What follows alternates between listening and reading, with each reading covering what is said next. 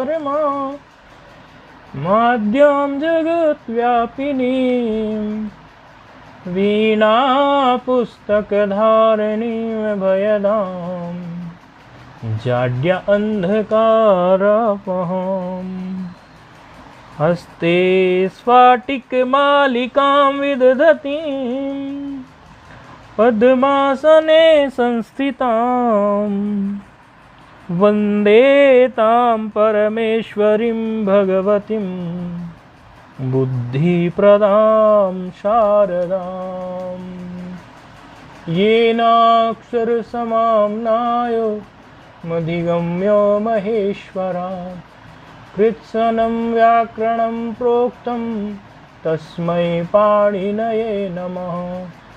वाक्यकारं वररुचिं भाष्यकारं पतञ्जलिं पाणिनिं सूत्रकारं च प्रणतोऽस्मि मुनित्रयम्।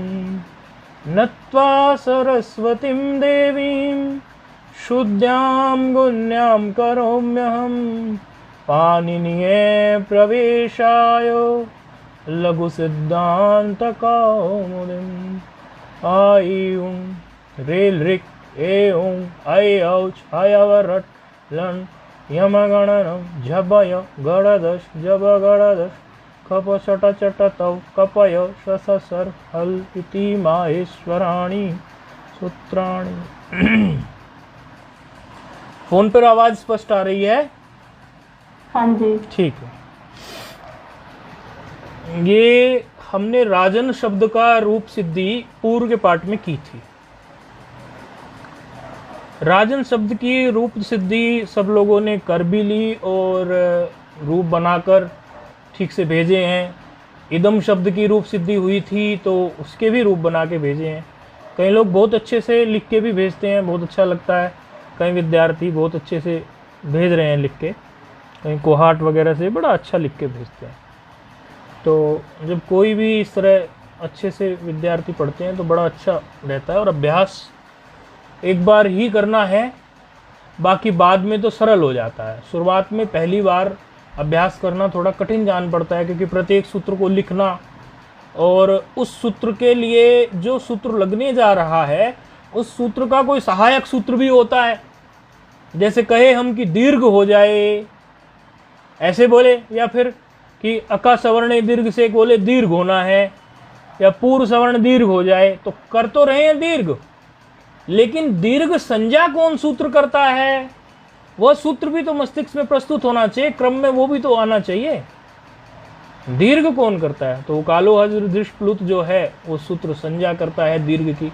तो इस प्रकार जो जिस सूत्र के साथ जिसका थोड़ा सा भी कनेक्शन बनता है उस सूत्र को भी मस्तिष्क में लेके आना है, और लिख देंगे तो बड़ी सुंदर बात है। तो राजन शब्द में एक बात हम देखी थी पूर्व के कि नियम सूत्र हमारा एक हमें राजन शब्द की सिद्धि में मिला था। न लोपह सुपस्वर संज्ञा तुग विधिषु कृति। इसमें कहा था कि ये जो आप सुप विधि करते हैं, अर्थात सुप विधि के भी दो प्रकार बताए थे। एक सुप विधि वह बताई थी कि सुप के परे रहते बताई थी।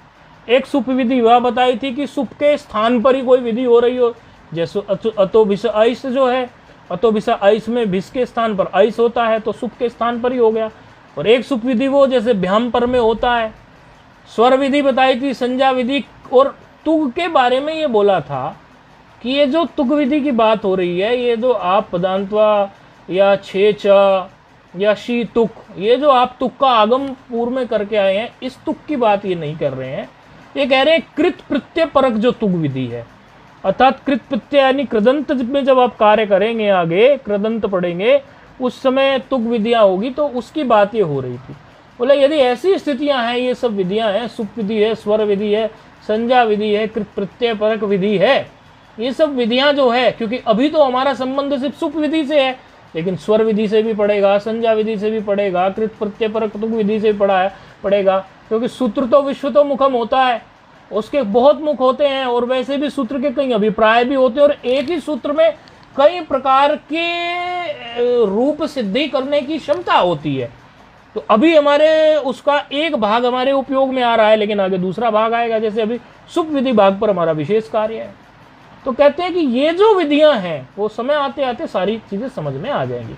अभी जैसे स्थानीय वद आदेश अनल विधो में सुप विधि उस समय समझ में नहीं आती थी, तो ये सुप विधि का जिक्र यहाँ आ गया, तो यहाँ पता चल गया। इसी तरह जब पूरे सूत्र पूरे हो जाते हैं हमारे 1276 यूनस्ती तक, तब धीरे धीरे सब बादल हट जाते हैं और पूर्ण जो है हमारा प्रवेश हो जाता है। कहते हैं इन विधियों के लिए जो नकार का लोप है वो असिद्ध है। ये जो आपको इतनी सारी विधियां हमने बताई, इनके लिए नकार का लोप असिद्ध है, अर्थात नकार का जो लोप आप करोगे राजन में नकार का, वो असिद्ध माना जाएगा इन विधियों के लिए। तो पूर्व पक्षी कहता है कि देखो जी, ये नकार का लोप तो वैसे भी असिद्ध ही था। क्यों असिद्ध था? बोले ये सुप विधि ले लो, स्वर विधि ले लो, संज्ञा विधि ले लो, या कृत प्रत्यय परक तुग विधि ले लो। ये जो विधियां हैं, ये सभी विधियां तो केवल हमारी सपात सप्ताध्याय में है, 7.25 अध्याय के अंतर्गत आ गई है। जब ये सपात सप्ताध्याय में है, अर्थात 7.25 अध्यायों में आ ही गई हैं, तो 7.25 अध्यायों के प्रति तो त्रिपादी जो होती है वो सिद्ध होती है। 7.25 अध्यायों के प्रति तो त्रिपादी जो होती है वो असिद्ध ही होती है।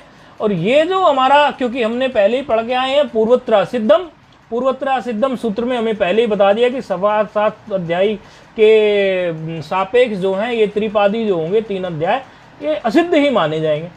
आप फिर से एक नया सूत्र घड़कर ये बात कहना चाह रहे हैं। और हमने तो सुना था कि अर्धमात्रा लागवे न पुत्रोत्सवम मन्यन्ते वैयाकरणाः, कहते हैं आदि मात्रा लांग दी जाए तो वैयाकरण को तो पुत्र उत्सव के समान उत्सव होता है। तो आप एक नया सूत्र घड़ रहे हैं। तो कहते हैं फिर ग्रंथकार सिद्धांती कहते हैं कि देखो जी, जो बात एक बार पहले सिद्ध है और दोबारा वही बात अगर हम और जोर लगा के कहें तो समझना सिद्धे सत्यारंभो नियमार्थः, सिद्धे सत्यारंभो नियमार्थः, अर्थात जो बात एक बार कही गई और फिर उसको दोबारा से जोर लगा के कह रहे हैं तो वो नियमार्थ है, अर्थात ऐसा ही हो, ऐसा कहने के लिए होती है। तो नियम सूत्र का यही सिद्धांत होता है। तो इस प्रकार इस सूत्र को समझकर फिर हमने क्या किया था, राजधन भ्याम की स्थिति में और राजधन भिस की स्थिति में, दोनों स्थितियों में नकार का लोप असिद्ध मान लिया था। और नकार का लोप जब असिद्ध ही मान लिया तो राजधन भ्याम नहीं दिख रहा उसको तो राजन धन भ्याम दिख रहा है, राजन धन भिस दिख रहा है। तो ऐसी स्थिति में वो फिर सुपीचे से आत्व और अतो भिस ऐश से ऐश कैसे कर सकता है, इसीलिए सीधे सीधे बना दिया था राजभ्याम और राजभ्यः। ये हमारा विशेष बात हम बता के फिर रूप सिद्ध करके पूर्व के पाठ में हमने पाठ रोका था। फिर कहा था कि ये, हाँ बोलिए। इसमें प्रभु जी नकार का लोप तो हुआ है ना फिर? किसमें? आप समझ नहीं रहे। नकार का लोप हुआ है, लेकिन नकार का लोप होने के बाद राजधन भ्याम बचा और राजधन भिस बचा। ये ठीक है, राजधन भ्याम राजधन भिस है, लेकिन राजधन भ्याम राजधन भिस की स्थिति में भी नकार का लोप हमें तो दिख रहा है, नकार का लोप। लेकिन किसको नहीं दिख रहा है नकार का लोप? सुपीचा को नहीं दिख रहा है, सुपीचा को नहीं दिख रहा है, हमें दिख रहा है, सुपीचा को नहीं दिख रहा है। इसीलिए सुपीचा नहीं लग सकता ये सुप विधि, क्योंकि इन्होंने स्पष्ट कह दिया ना, सुपीचा क्या कर रहा है? सुप विधि कर रहा है। अतो भिस ऐश क्या कर रहा है? सुप विधि कर रहा है। तो यही तो कई सूत्र ने कि जो भी सुप विधि हो, वो सुप विधि हो, स्वर विधि हो, तुग विधि हो, इन सब विधियों के लिए ये असिद्ध है, अर्थात इनको नहीं दिखेगा ये नकार का लोप। क्या कह रही है वृत्ति? सुप विधौ स्वर विधौ संज्ञा विधौ कृति तुग विधौ च न लोपो असिद्धो न अन्यत्र, ऐसा कहा ना कि इसी के लिए इसको, इसीलिए वो हमें दिख रहा है लेकिन वो उनको नहीं दिख रहा, उनको तो वो नकार ही दिखेगा, क्योंकि उनकी दृष्टि में लोप नहीं हुआ, लोप उनकी दृष्टि में असिद्ध है।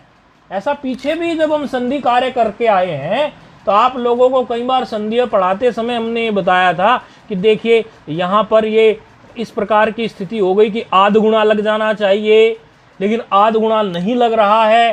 क्यों नहीं लग रहा है आध गुणा? क्योंकि आध गुणा जो अवर्ण से पर में जो अच मांग रहा है, इसको यहाँ अवर्ण नहीं दिख रहा है, इसको तो अभी भी जो यकार का लोप है वो यकार का लोप इसे दिख नहीं रहा है, इसे तो अभी भी यकार दिख रहा है। आपकी दृष्टि में वो रूप में यकार नहीं है, लेकिन सूत्र को दिख रहा है। आप समझ में आ गई बात? पहले भी इस प्रकार की चर्चा हो चुकी है संधि के, यदि आप देखना चाहेंगे तो पूर्व में संधि के पाठ को देख सकते हैं। तो ये राजन शब्द से जैसे कई सारे शब्द बनते थे, इनके बारे में भी बता दिया था। अब एक शब्द आ रहा है, शब्द जो है वह है यज धातु है। यज धातु किसके अर्थ में होती है? ये देव पूजा। यज धातु जो होती है देव पूजा अर्थ में ये होती है। क्या है? यज धातु है।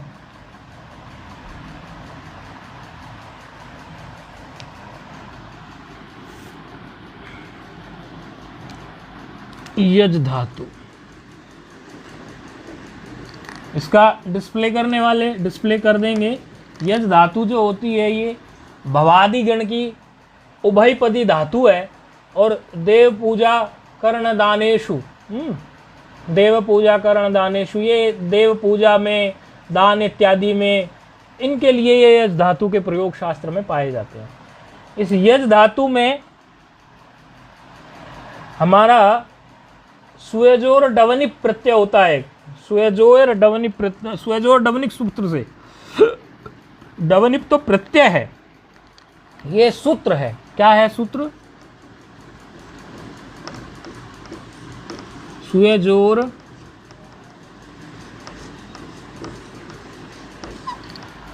सुयजोर डवनिक प्रत्यय होगा, सुयजोर डवनिक सूत्र है। ये आपके समझो लघु में तो नहीं आएगा, ये सूत्र लघु में तो नहीं आएगा, ये तो संस्कार मात्र के लिए हम लिख दे रहे हैं, ये आपके लघु में नहीं आने वाला। बस ये संस्कार मात्र के लिए लिख दे रहे हैं कि इस सूत्र से, सुयजोर डवनिप सूत्र से डवनिप प्रत्यय होता है। और वो तो आप जानते ही हैं कि डवनिप नहीं है, डकार नहीं है, ये हमने गलत बोला, डवनिप नहीं है, सुयजोर गवनित, क ख ग में जो है वो वाला। हाँ, तो यहाँ पर लसकवत तदीते से चला जाएगा, पकार हलंत्यम से चला जाएगा। इस तरह से जो है नकार में जो इकार है वो उच्चारणार्थ समझो, या फिर उपदेश या जनुनासिक अदर्शनम लोपा तस्य लोपा, इस प्रकार जो है इस प्रत्यय में, प्रत्यय क्या है? प्रत्यय अलग निकाल के रख दे रहे हैं, ये तो सूत्र है। प्रत्यय गवनिप, ऐसा प्रत्यय है, ये प्रत्यय है। ये प्रत्यय में प्रथम तो चला जाएगा लसकवत से, लसकवत अदिते से, हलंत्यम से अंतिम, नकार में जो इकार है वो भी जाएगा, तो वन मात्र शेष रह जाएगा, इसमें वन मात्र शेष रह जाएगा। तो वन जब मिला देंगे यज के साथ तो क्या बन जाएगा? यजवन। प्रातिपदिक क्या बन जाएगा? यजवन।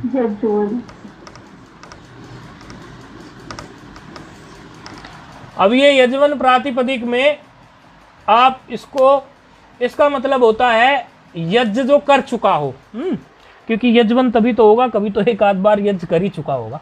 यज्ञ कर चुका हो ऐसे कोई यजवन कहेंगे, इसने यज्ञ किया ही नहीं कभी, उसको यजवन कैसे कह सकते हैं?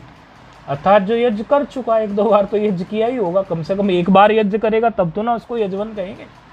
इसकी प्रक्रिया जो है, अब आप लोगों की देखो पुनरावृत्ति होगी, इसकी प्रक्रिया आप सस से पहले पहले, अर्थात जहां भा संज्ञा होगी उसके पहले पहले, क्योंकि 5 स्थानों पे तो सर्वनाम संज्ञा प्रवृत्त हो जाती है, तो फिर वहां भा संज्ञा नहीं आगे खड़ी होगी।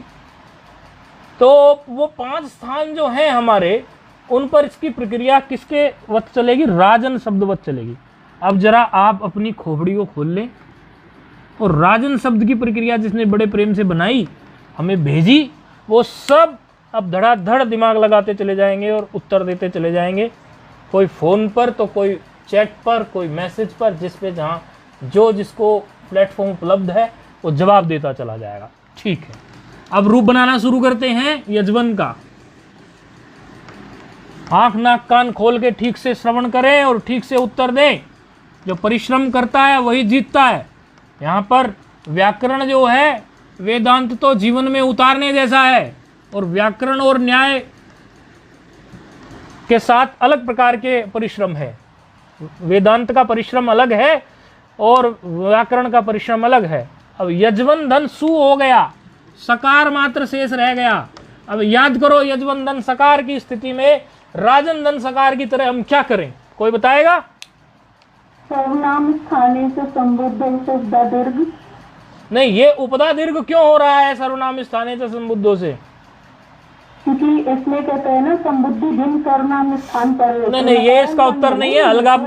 हलगाभ्यो दीर्घात श्रुति हलगाभ्यो दीर्घात भी इसमें प्राप्त है। तो हलगाभ्यो दीर्घात श्रुति से प्रथम हल क्यों नहीं लगा रहे सर्वनाम स्थाने च संबुद्धो? ये दोनों ही युगपत प्राप्त है कलोकपत न्याय से, ये दोनों ही प्राप्त है। सर्वनाम स्थाने च संबुद्धो भी प्राप्त है, हलगाभ्यो दीर्घात श्रुति से प्रथम हल भी प्राप्त है। ये दोनों इति प्राप्त है। तो दोनों में से हम सर्वनाम स्थाने च संबुद्धों से उपधा दीर्घ करने की जो बात आप कर रहे हैं वही क्यों लगाए? उत्तर चाहिए। क्योंकि वो पर में है। नंबर देखिए दोनों का, हलगाभ्यो दीर्घात श्रुति का नंबर देखिए और सर्वनाम स्थाने च संबुद्धों का नंबर देखिए। हलगाभ्यो दीर्घात श्रुति अप्रक्तम हल जो सूत्र है वो बैठा हुआ है 6-1-68 पर। हलगाभ्यो दीर्घात श्रुति डिस्प्ले करने वाले तो पूरा डिस्प्ले कर देंगे, हम पूरा नहीं लिखेंगे, खाली हिंट लिख रहे हैं। हलगाभ्यो डिस्प्ले करने वालों की मेहनत बहुत है, उनको पढ़ना भी होता है, काम भी करना होता है, सेवा भी, लेकिन कर दो परिश्रम, जाने किन किस के काम आ जाएगा, कौन कौन देखता है, किस किस के काम आ जाएगी ये सेवा। हमने थोड़ा सा लिख के छोड़ दिया। हलगाभ्यो दीर्घात श्रुति से प्रथम हल जो है वो बैठा है 6-1, ये डिस्प्ले कर देंगे, कहाँ बैठा है 6-1-78 पर। दूसरा सूत्र जो है सर्वनाम स्थाने च संबुद्धौ, ये कहाँ बैठा है 6-4-8 पे। सर्वनाम स्थाने च संबुद्धौ, ये कहाँ बैठा है 6-4-8 पे। बहुत इंपॉर्टेंट बात है ये, बड़ी महत्वपूर्ण बात है ये। अच्छा, इसीलिए परत्व के कारण हम इसमें क्या कर देंगे, सर्वनाम स्थाने च संबुद्धौ से उपधा को दीर्घ कर देंगे। एक महत्वपूर्ण बात अपने मस्तिष्क में रख ले विद्यार्थी, कि आप कई बार देखते हैं कि विप्रतिषेधे परम कार्यम कभी लगाते हैं पूर्वत्र असिद्धम। ये पूर्वत्र असिद्धम कब लगना चाहिए और विप्रतिषेधे परम कार्यम कब लगना चाहिए? सूत्रों में कब कब क्या लगना चाहिए, कोई बताएगा? प्रतिषेधे अपरम कार्यम में जब पूर्व। अपरम नहीं पूछा हमने, अपरम नहीं पूछा आपने, प्रश्न ठीक से नहीं सुना भी करें। विप्रतिषेधे परम कार्यम कब लगाते हैं और पूर्वत्र असिद्धम सूत्र कब लगाते हैं? जब पर कार्य करवाना होता है तब विप्रतिषेधे परम कार्य। अरे भाई, पर कार्य तो पर कार्य, और फिर वो बता दीजिए दूसरा किस लिए लेते हैं? पर का सूत्र पहले लगता है, जैसे यहीं पर था पर। नहीं, ये उत्तर काम का नहीं है, ये उत्तर काम का नहीं है। सुने, फिर ये उत्तर काम का नहीं है, समझ आता है। जब भी ये ठीक से विचार नहीं किया हुआ सूत्र पर, जब भी सपाट सप्ताध्यायी के अंदर ही झगड़ा हो सूत्रों का, 7 अध्याय के अंदर ही सूत्रों का झगड़ा होगा, तब विप्रतिषेधे परम कार्यम उपयोग में आएगा। कान खोल कर सुन ले। जब सपाट सप्ताध्यायी में झगड़ा हो, अर्थात 7 अध्याय में झगड़ा हो, सपाट सप्ताध्यायी में, तब क्या हो सप्ताध्यायी में, यानी कि 7 अध्यायों में जब हो, 7 लिख रहे हैं हम स्पष्ट, तब क्या लगाओ, विप्रतिषेधे परम कार्यम पिक्चर में आएगा, ये आएगा, ये दिखेगा हमें, विप्रतिषेधे परम कार्यम। और जब बात 7 अध्याय और बाकी के 3 पादों के बीच में हो कुछ बात, तो वहां पर पूर्वत्र असिद्धम लगाए। डिस्प्ले करने वाले डिस्प्ले करा देंगे। पूर्वत्र असिद्धम कब लगेगा? जब सपाट सप्ताध्यायी और त्रिपादी में सूत्रों का निर्णय निकालना हो, तो लगेगा क्या? पूर्वत्र असिद्धम, क्योंकि सूत्र यही कहता है। और जब झगड़ा 7 अध्यायों के अंदर हो, तो विप्रतिषेधे परम कार्यम से ही निर्णय लेना पड़ेगा। परम करना है अपरम करना है वो एक अलग विषय है। लेकिन विप्रतिषेधे परम कार्य में पिक्चर में आएगा यदि झगड़ा 7.25 अध्याय के अंतर्गत हो। तो हल ज्ञाप्यो दीर्घा श्रुति सप्रक्तम, हल जो है और सर्वनाम स्थाने च संबुद्धौ जो है दोनों 7.25 अध्याय के अंतर्गत आते हैं। अतः इन दोनों का निर्णय विप्रतिषेधे परम कार्यम के अनुसार परत्व के कारण, क्योंकि सर्वनाम स्थाने च संबुद्धौ 6-4-8 पर बैठा है तो उसी से कार्य करवा लिया जाएगा, तो उपदा को दीर्घ हो जाएगा। तो उपदा को दीर्घ होने से इसकी उपदा जो है वो है अलोअंतात पूर्व उपदा। उपदा का सूत्र है अलोअंतात पूर्व उपदा। अंतिम अल से पूर्व, अंतिम अल से पूर्व का जो वर्ण होता है वो उसकी उपदा कहलाता है। तो वकार उत्तरोत्तर अकार जो है वो यजवन शब्द में उपदा कहलाएगा। ये उपदा दीर्घ हो जाएगी, अकार आकार हो जाएगा, तो क्या बन जाएगा यजवान। तो क्या बन गया यजवान। यजवान धन सकार ऐसा का ऐसा है। अब आप देखिए यजवान धन सकार की स्थिति में क्या आपको न लोपः प्रातिपदिकांतस्य प्राप्त है? बिल्कुल प्राप्त है। प्राप्त है तो फिर आप लगा दीजिए, क्या लगा दीजिए? न लोप प्रातिपदिकांतस्य, सकार का लोप कर दीजिए। अब कर सकते हो आप सकार का लोप, पहले आपने वो लगा लिया, सकार का लोप अब कर लीजिए। भले आप हल्गाभ्यो दीर्घा श्रुति से सकार का लोप कर लीजिए और न लोपः प्रातिपदिकांतस्य से नकार का लोप कर लीजिए। तो क्या बन गया प्रथमा विभक्ति का रूप? यज्वा। क्या बना? यज्वा। यज्वा।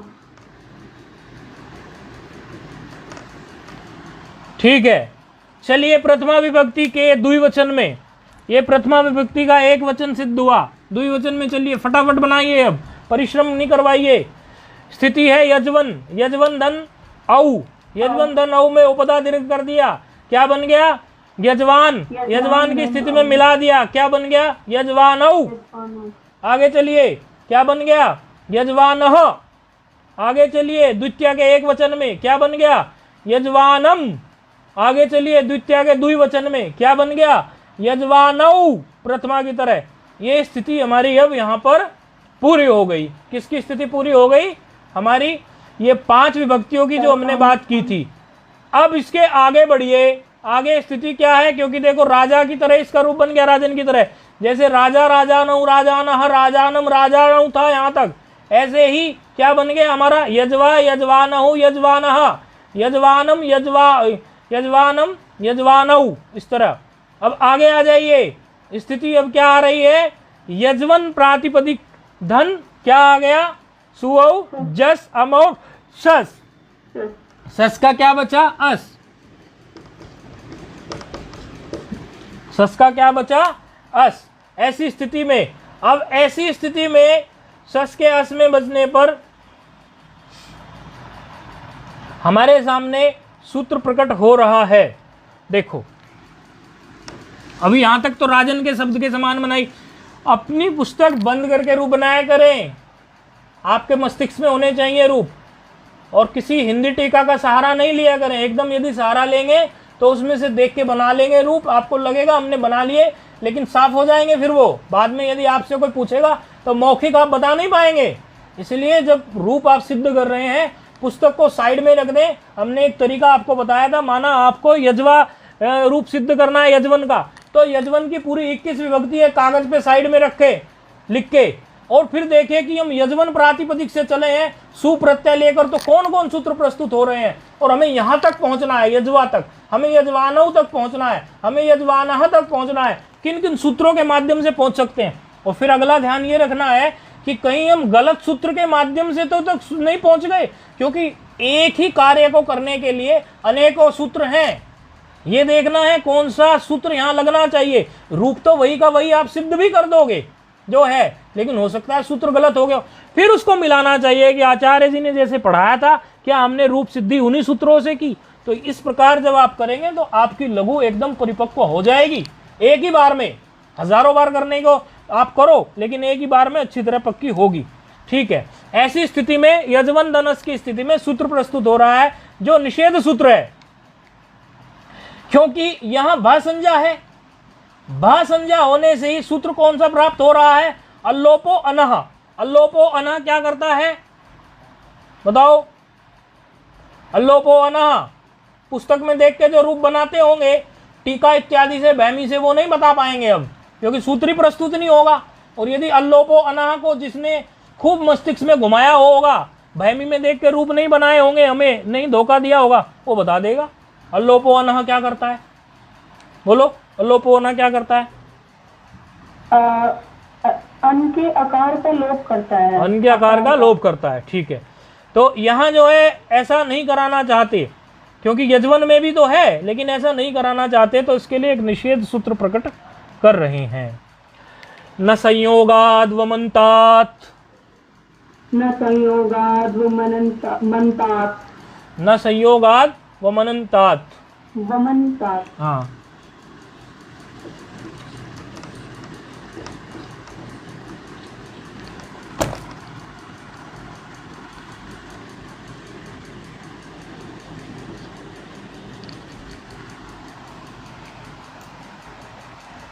मनन नहीं है, वमन्तात है। न संयोगाद वमन्तात, हमने भी आपके फ्लो में वमन ही बोल दिया था, वमन्तात। वमन बोला था शायद।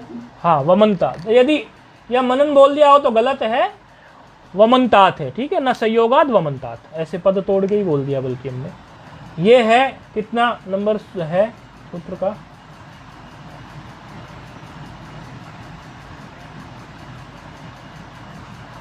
6 4 कितना है? 137।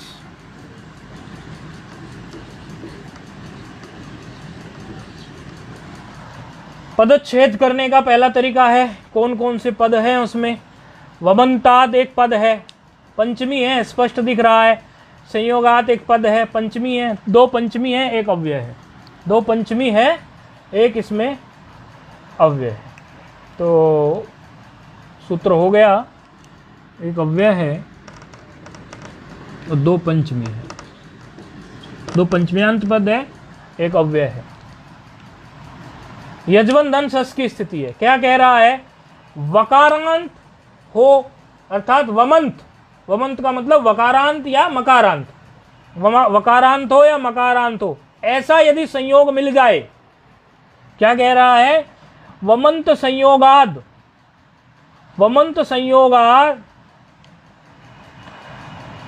अन्यो अकारस्य लोपो न, लोपो न। क्या कहना चाह रहे हैं कि वकारांत, वकारांत व मकारांत, या तो कोई वकारांत हो या मकारांत संयोग हो, उससे परे अन के आकार का लोप ना हो। अनो है ना, अन अन है ना, वमंत, वमंत संयोगाद अनो हो, हाँ, वमंत संयोगाद अनो अकारस्य लोपो न, अन के आकार का लोप ना हो यदि वकारांत संयोग हो या मकारांत संयोग हो। देखो वकारांत या मकारांत संयोग की बात क्या होती है? हलोअंतरः संयोग से संयोग संज्ञा कब होती है? जब आधी मात्रा का ही मात्र व्यवधान हो, उससे ज्यादा का ना हो। तो यजवन में जो जकार है और वकार है, इन दोनों में आधी आधी मात्रा ही है, हलंत है दोनों। वकार उत्तरोत्तर आकार है, लेकिन वकार उत्तरोत्तर आकार नहीं देखेंगे ना, जकार का तो वकार के साथ संयोग है कि नहीं है? बात समझ में आ रही है? तो ये संयोग मिल गया, और ये जो संयोग है वो वकारांत संयोग है कि नहीं है? वकारांत है ना संयोग, ये वकारांत संयोग है, ठीक है। अब यदि हम मकारांत संयोग देखें किसी सूत्र से कि ये मकारांत संयोग, किसी रूप में मकारांत संयोग कैसा होता है, तो ब्रह्मन शब्द होता है ब्राह्मण के लिए और ब्रह्मा के लिए। ब्रह्मन के रूप भी अभी सिद्ध होंगे, ब्रह्मन उसके रूप भी ऐसे ही बनने वाले हैं ब्राह्मण के लिए। ब्रह्म वाला ब्रह्मन नहीं है, ब्राह्मण वाला ब्रह्मन है, क्योंकि ब्रह्म वाला तो नपुंसकलिंग में आएगा। तो ये जो ब्रह्मन प्रातिपदिक है, ये देखो, ये मकारांत संयोग वाला है कि नहीं है? हकार और मकार मिल रहे हैं इसमें, तो ये मकारांत संयोग वाला है कि नहीं है? तो वकारांत संयोग का उदाहरण यजवन है और मकारांत संयोग का उदाहरण ब्रह्मन है। ये दोनों है, और दोनों के रूप अभी सिद्ध भी होने। तो ऐसी स्थिति में क्या कह रहे हैं कि अन के आकार का लोप ना हो, तो नहीं होगा, ठीक है। तो यजवन धन शस का रह गया अस, तो सस से अस जो बचा, उसमें जब लोप नहीं होगा, वकार जब लोप नहीं होगा वकारांत इससे अन के आकार का, तो क्या बन जाएगा? मिला दो, यजवनः, ठीक है। क्या बन गया? यज्वनः। बाकी कार्य आप बहुसंज्ञक में ऐसे ही कर लेंगे, ये यज्वनः बन गया और वहां पर जब टाल आएंगे तो यज्वना बन गया। और जब भ्याम की स्थिति आएगी तो भ्याम की स्थिति में फिर वही स्थिति खड़ी हो जाएगी आपकी। क्या स्थिति खड़ी हो जाएगी? जैसे राजन में खड़ी हुई थी। क्यों? दीर्घ नहीं करने दिया उसने। क्यों नहीं करने दिया दीर्घ उसने? क्योंकि सुपविधि इत्यादि में वो कहता था कि इनके में मैं नकार को जो है, क्योंकि यजवन रहेगा, उसको यजवन दिखेगा, वो नकार के लोप को मानेगा नहीं। तो क्या बन गया? यज्वभ्याम, और ऐसे यज्वभीहि, और फिर गे में यज्वने, फिर भ्याम में यज्वभ्याम, यज्वभ्यः, यज्वनः, इस तरह से बनता चला जाएगा। क्योंकि जो अस वाला या आजादी विभक्ति जो है उसमें सीधे सीधे मिला देना है, और चूंकि भ्याम और भिस में भी सूत्र नहीं लग पा रहे सुप विधि के, तो वहां भी मिला देना है।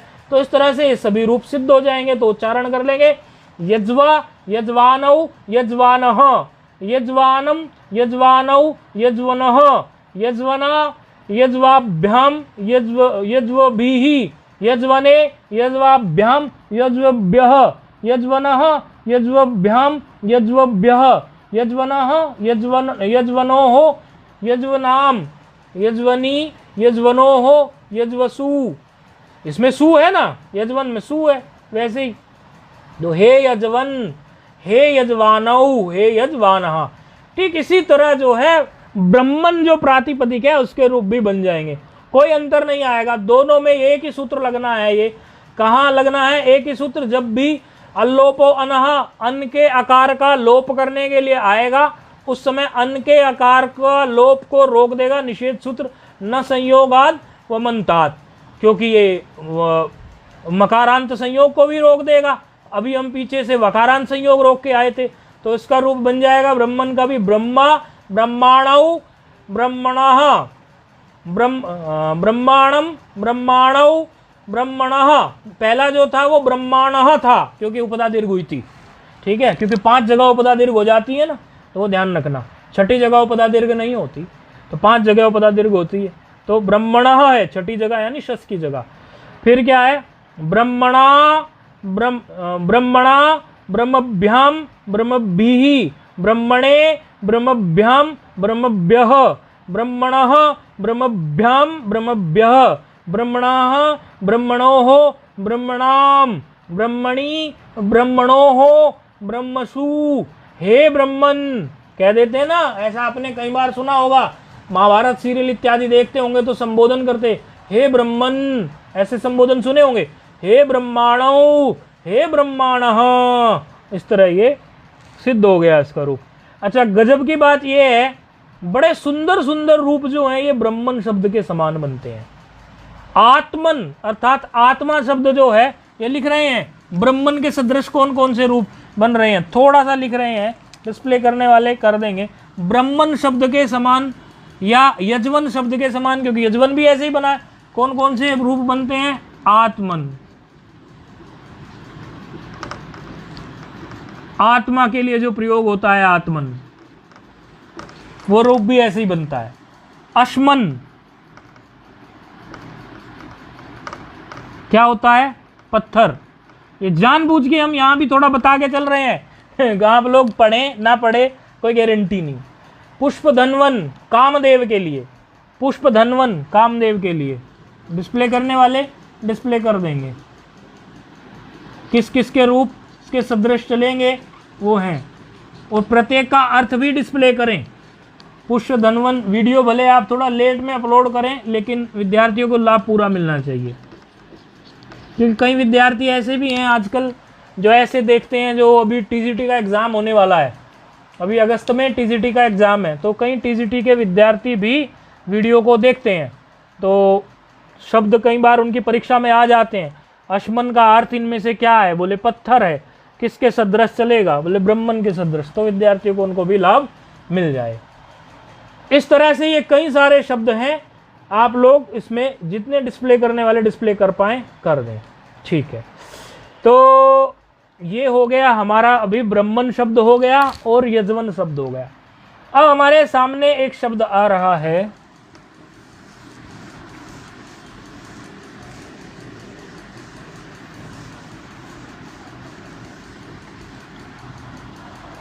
शब्द आ रहा है अभी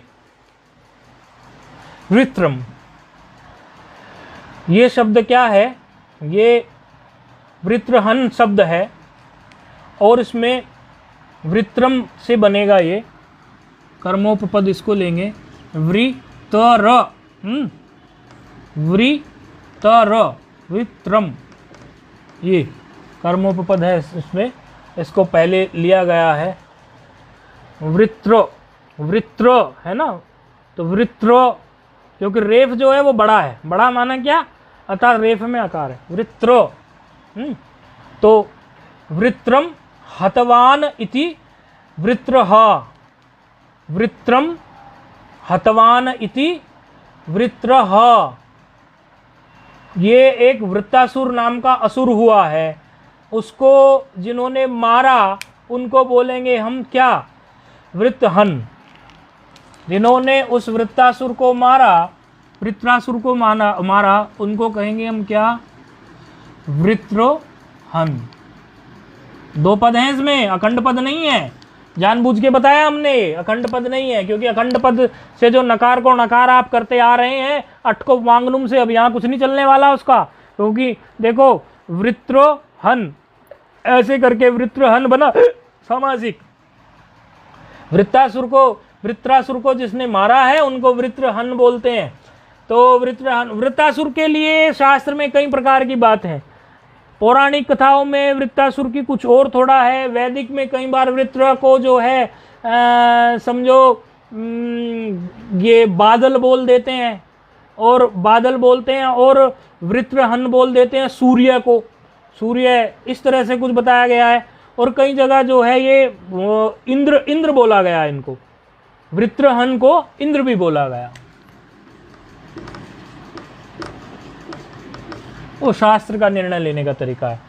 कुल मिला के आप इंद्र ही समझ ले। वृत्रहन, वृत्रहन शब्द को अब लेके चलेंगे हम। सर्वप्रथम हमारे वही सुप्रत्यय आएगा। सुप्रत्यय आने की स्थिति में सर्वनाम स्थाने च संबुद्धो से ना की नकार की उपदा को दीर्घ, ये उपदा जो है नकार से पूर्व अलो अंतात पूर्व उपदा से दीर्घ प्राप्त है। वृत्रहन, धन सकार, सु का सकार बचा है। वृत्रहन में सु का सकार बचा है। सर्वनाम स्थाने च संबुद्धो इति प्राप्त है, लेकिन लगाएंगे कि नहीं लगाएंगे ये हम रूप को देखकर ही निर्णय लेते हैं। तो लगाना हमें अभिष्ट नहीं है, तो उसके लिए हम क्या करेंगे, फिर से एक जो है नियम सूत्र ला के खड़ा कर देंगे। क्या नियम सूत्र आ रहा है? इन्हन पूषार्यमणाम सौ, इन्हन पूषः यमणाम सौ। इन्हन पूषार, पूषार ऐसे भी बोल सकते हैं, पूषार, फिर उसमें यकार बजाय यमणाम, यमणाम सौ।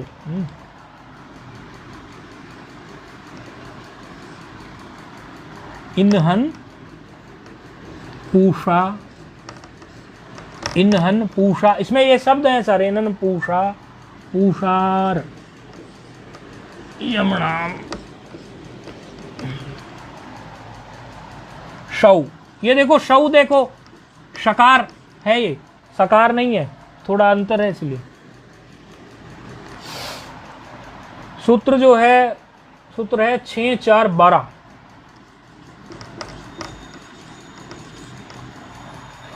सूत्र में एक पद है पूरा षष्ठी का, षष्ठी बहुवचन है। इन्हन पूषार्यमाण, इन्हन पूषार्मणाम, ये पूरा एक पद है।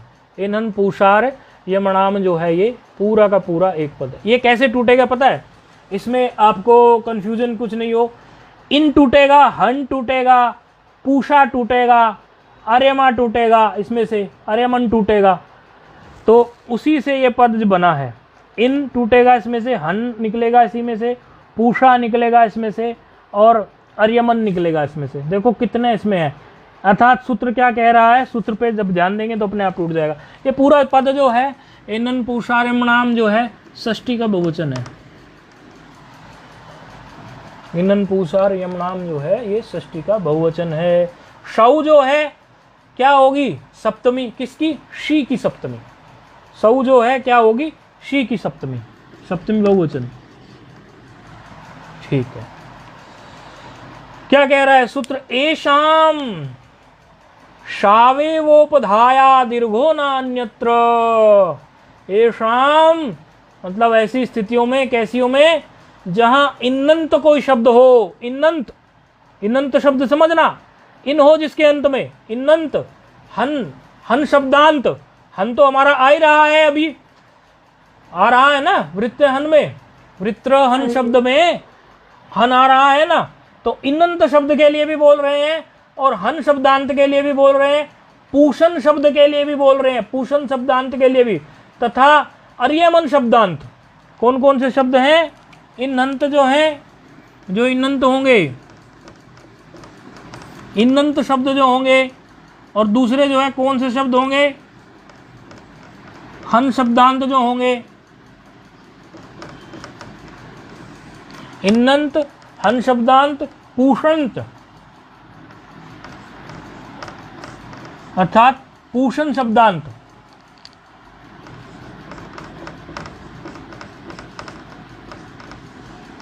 पूषण शब्दांत जो होंगे, या फिर अर्यमन शब्दांत जो होंगे,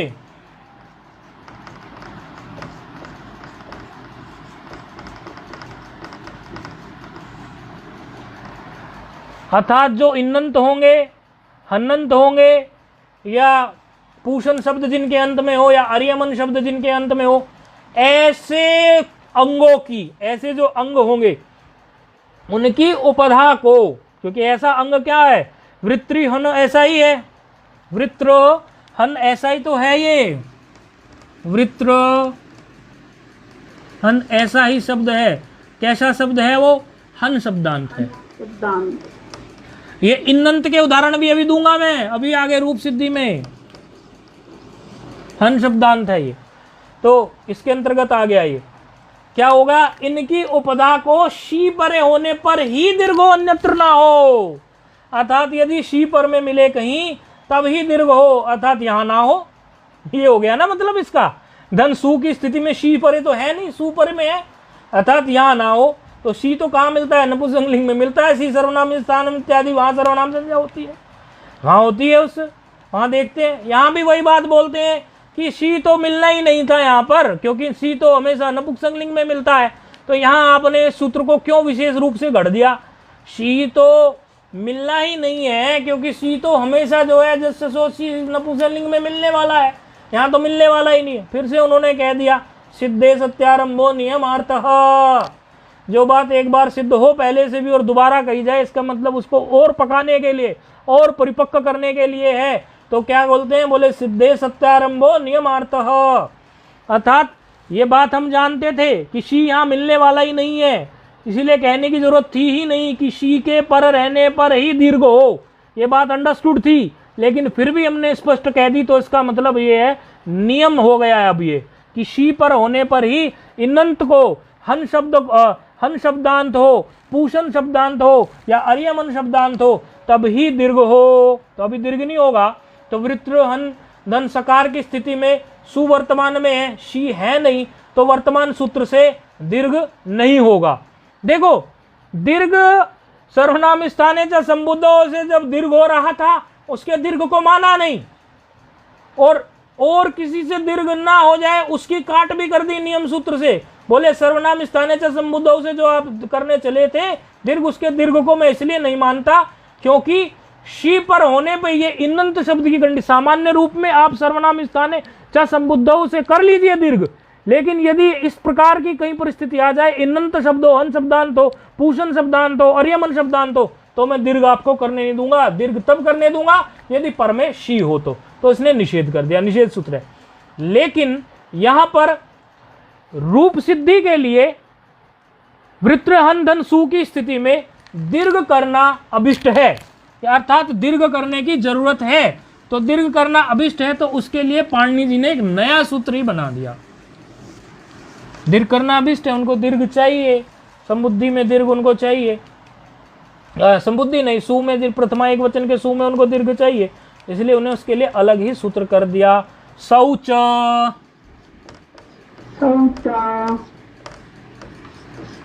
सूत्र है शौच, 6 4 13। सूत्र है शौच। क्या कह रहा है? इन्नादि नाम। इन्नादि नाम मतलब वो सब जो इन्नादि की अभी आप जिक्र करके आए हो, ये सब इन्नादि हो गए ना ये। तो बोले इन्नादि, इन खाली इनकी बात नहीं, आदि भी आ गया, अर्थात उनकी भी बात कर दी, हन वालों की भी। इन भी आ गया, हन भी आ गया, आर्यमन भी आ गया, पूषण भी आ गया। ठीक है, इन्नादि नाम का मतलब है इन्नंत, हन्नंत, पूषण शब्दांत और आर्यमन शब्दांत, ये चारों आ गए। क्या कह रहे? इन्नादि नाम उपधाया दीर्घो असंबुद्धौ सौ। कह रहे हैं इन्नंत आदि जो आप कह के आए हो, 4 इन्नंत, हन्नंत, पूषण, ये आर्यमन, ये सब जो आप कह के आए हैं, इन सब अंगों की उपधा को दीर्घ हो। कब हो? यदि संबुद्धि भिन्न सु परे हो। अभी तो संबुद्धि भिन्न सु ही परे था, क्योंकि अभी तो हमारा प्रथमा ही नहीं रूप सिद्ध हुआ, तो ये तो संबुद्धि भिन्न ही है। तो वृत्त हन धन सकार में संबुद्धि भिन्न सकार पर में है, उपधा को दीर्घ करा दिया। किससे करा दिया? शौच से। शौच सूत्र से दीर्घ हुआ तो क्या हो गया? वृत्रहान। वृत्रहान धन सकार।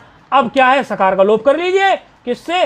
हलगाभ्यो दीर्घाश्रुति से प्रकृतम हल से। और क्या कर लीजिए? नकार का लोप कर लीजिए। तो क्या बन गया? वृत्रह। वृत्रह बन गया प्रथमा का रूप। अब वृत्रहन धन औ की स्थिति आ गई। औ की स्थिति में यहाँ क्या है? यदि उपदा का हम देखते हैं इन हन पूषा नाम सौ सूत्र से, फिर निषेध हो जाता है। निषेध होने पर जब यहाँ इसका निषेध हो गया, किसका? इन हन पूषार नाम सौ का सूत्र से उपदा दीर्घ का निषेध हो गया। उपदा तो यहाँ दीर्घ होगी नहीं, अर्थात ये वृत्रहान इस सूत्र से नहीं होगा, इनन पूषार नाम से। तो फिर यहाँ पर आप देखिए कि औ की स्थिति में अब मिलाना होगा इसको। अब मिलाने में फिर आप मिलाने के बाद या मिलाने के पहले ही एक चीज आप देखिए, इसमें अटकुब वांगनुम सूत्र लग पा रहा है क्या? अटकुब वांगनुम व्यवाय भी लग जाएगा? नहीं। क्यों नहीं लगेगा? खंड हो जाएंगे ना आपने। हाँ, क्योंकि ये अखंड पद नहीं है, और अखंड पद जब नहीं हो, ऐसी स्थिति में, ऐसी विशेष स्थिति में नकार को नकार करना, अर्थात दंत नकार को मूर्धन्य नकार करना अभिष्ट हो, तो ऐसी स्थिति में सूत्र आ रहा है एकाज उत्तर पदेन। एकाज उत्तर पदेन। हाँ, ऐसे भी तोड़ के बोलते हैं, एकाज उत्तर पदेन ना, ऐसे भी, लेकिन एकाजुत्तर पदे न ऐसे भी बोलना चाहिए। एकाजुत्तर, जा को बोल दो, एका बोल के फिर जू बोल दो, एकाजुत्तर पदे, इस तरह। इससे इसके छंद की रक्षा हो जाती है। जुत्तर पदे, एकाजुत्तर पदे नः।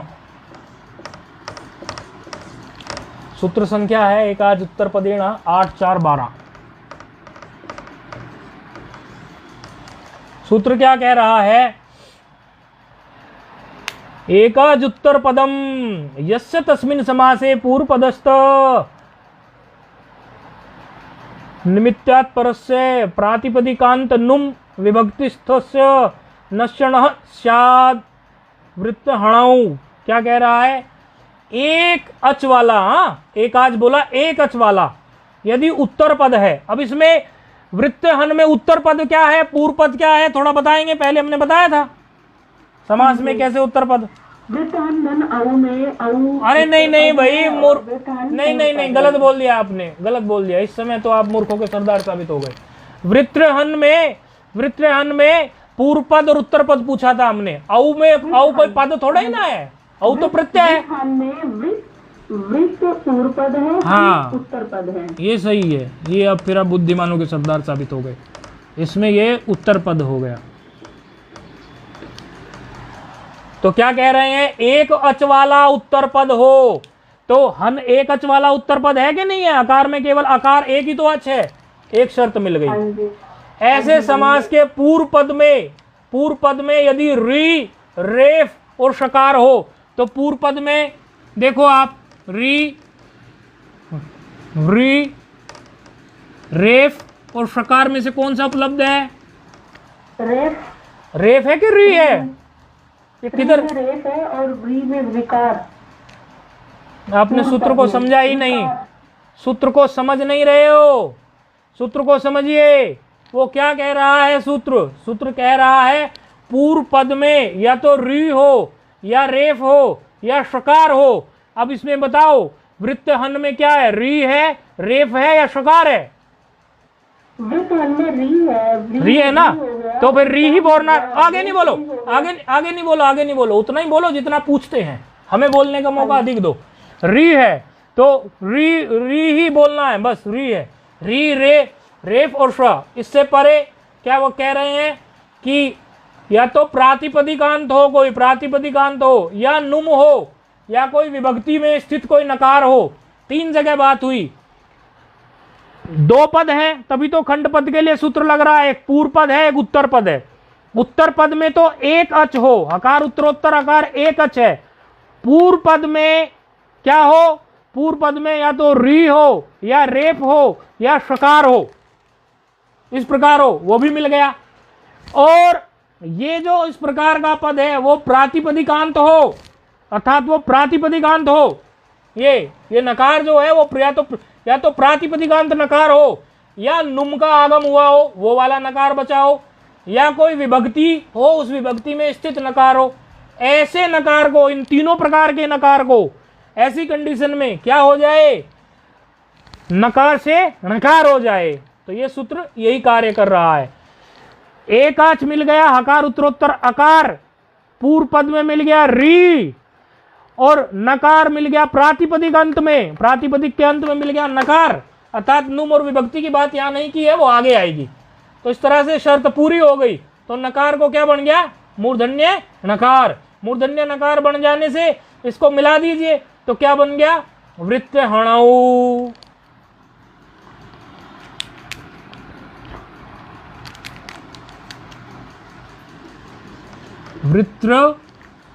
वृत्र हणौ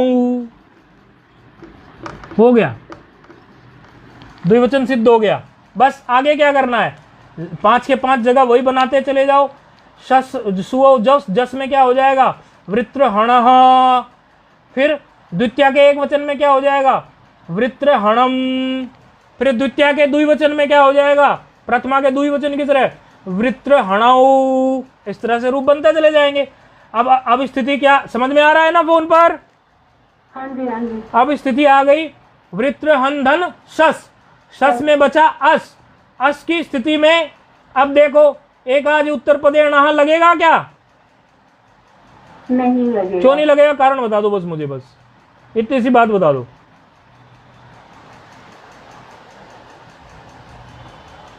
तो उससे अलग है ना, सर्वनाम स्थान से अलग है। तो इसमें सर्वनाम स्थान कहा क्या?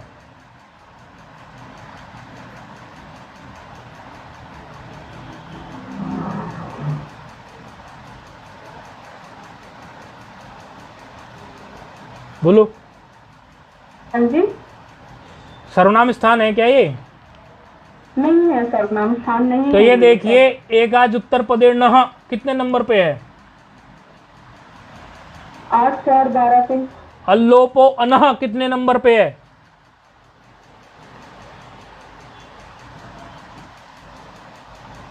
कौन सा सूत्र होगी? अल्लोपो अनह। अल्लोपो अनह। अल्लोपो अनह है, इसमें बताती हूँ। एकाज उत्तर पदे नहा है 8, 4, 12। एकाज उत्तर पदे नहा है 8, 4, 12। डिस्प्ले करने वाले सब बारीकियों से डिस्प्ले करेंगे, सेवा को उत्तम बनाएंगे। अल्लोपो अनह 6, 4, 134। 6, 4, 134 पे। तो सपात शब्दाध्याय के अंतर्गत है,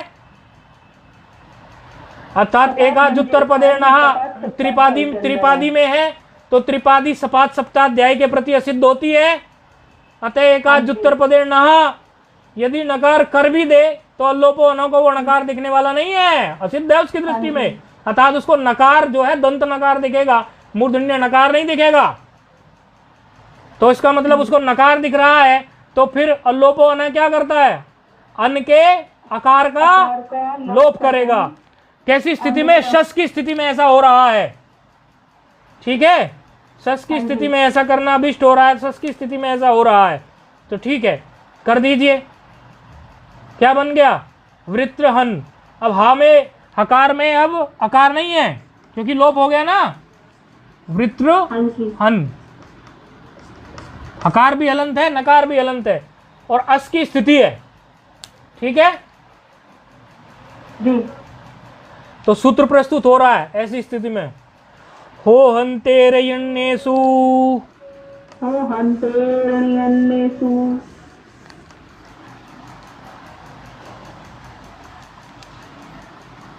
हो हंतेर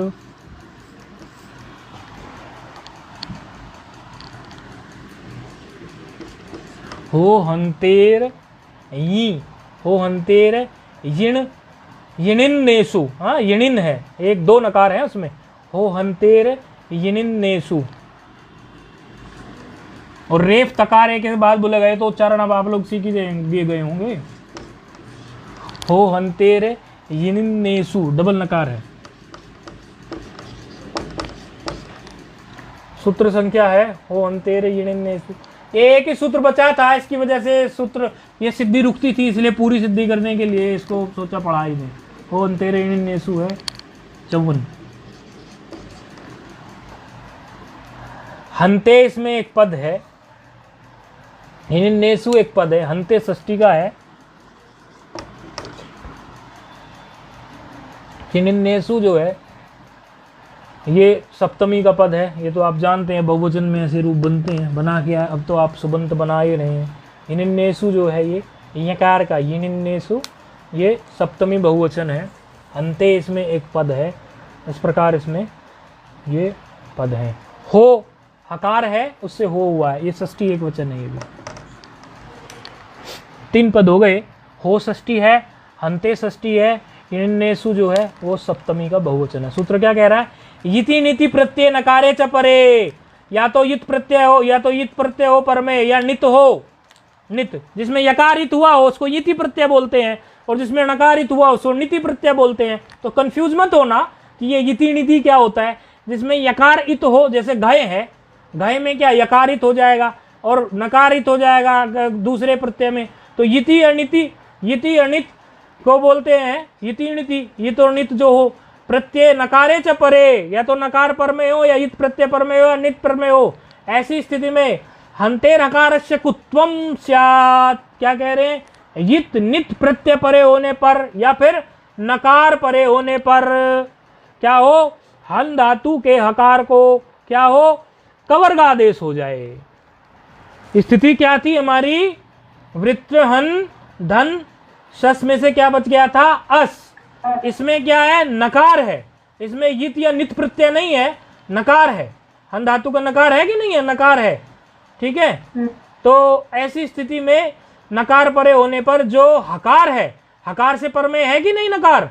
हन में, वृत्रहन में हकार से पर में नकार है ना, तो वृत्रहन धन अस की स्थिति में क्या कह रहे हैं? नकार पर में है हकार से। ऐसी स्थिति में वर्तमान सूत्र क्या करेगा?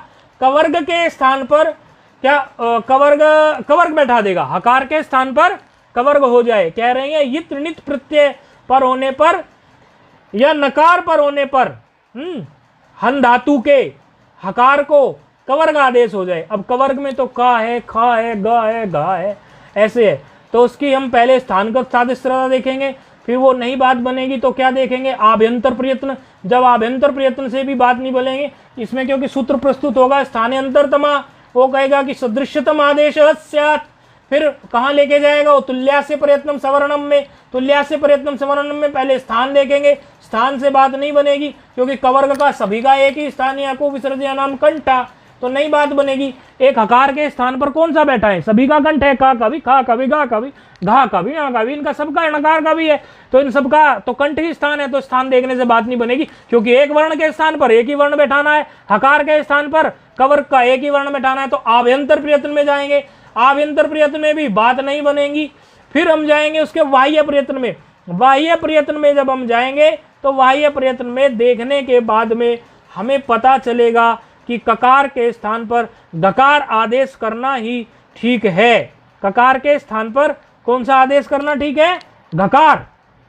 ये पहले भी करके आए थे। कहां करके आए थे, याद है किसी को? ककार के स्थान पर गकार आदेश हुआ था, सूत्र पढ़ा था पहले, और पूरी उसमें आभ्यंतर प्रयत्न देखा गया था कि क्या है, हस संवारनाद घोष है, संवारनाद घोष है, अल्प प्राण है कि महाप्राण है, तो हकार का संवारनाद घोष और महाप्राण है, और कवर्ग में क्या है, गकार का ही केवल जो है संवारनाद घोष है और महाप्राण है। तो गकार के साथ ही उसकी तारतम्यता, उसकी अंतरतम्यता सही बैठ गई है। तो ऐसी स्थिति में जब हमने देखा था तो कौन से सूत्र में देखा था, याद है? कोई रूप सिद्धि किया था, वाक हरी वाक गरी, वाक गरी हुआ था कि नहीं हुआ था? हकार को गकार बना था, उस समय आई थी ये बात, ठीक है। तो वृत्तहन में हकार को गकार आदेश कर दीजिए, तो क्या बन जाएगा? गकार से वृत्त घन। पहले क्या था? वृत्तहन, क्योंकि हकार उत्तरोत्तर आकार का तो लोप हो गया था, लोप होने से तो हलंत वाला बच गया था कि नहीं बच गया था?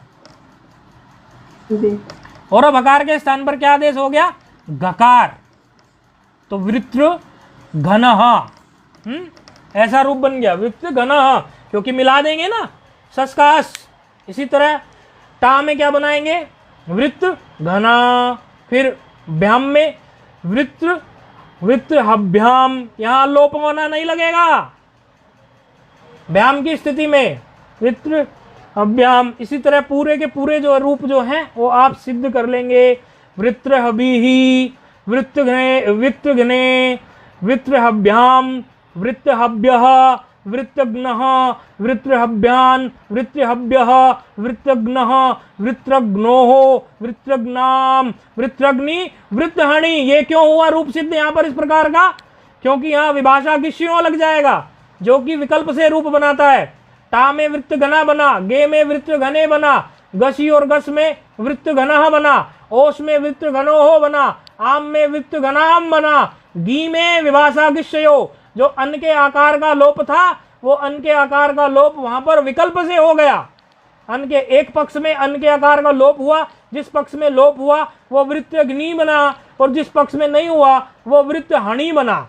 इस प्रकार दो बने, क्योंकि वहां अल्लोप होने जहां नहीं लगेगा वहां उसी हिसाब से रहेगा ही वो। तो इस प्रकार आप रूप ये बना लेना।